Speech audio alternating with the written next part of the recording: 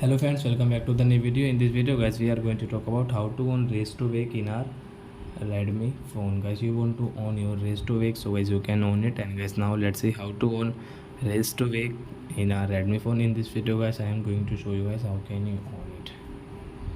So before starting video friends, I want to tell you, if you're in my channel and you are watching a video first time, so first of all go and subscribe my channel, click the bell icon and like my video.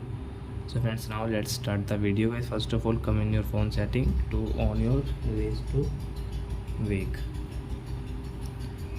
Then guys, click on your lock screen setting. Then guys, you can see your raise to wake. So guys, tap here. So raise to wake will on, and guys your phone is off. When you will take your phone guys, like that, so you can use your raise to wake like that.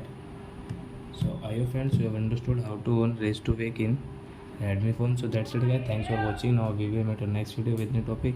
Before going guys, please go and like my video, subscribe my channel. Bye bye friends.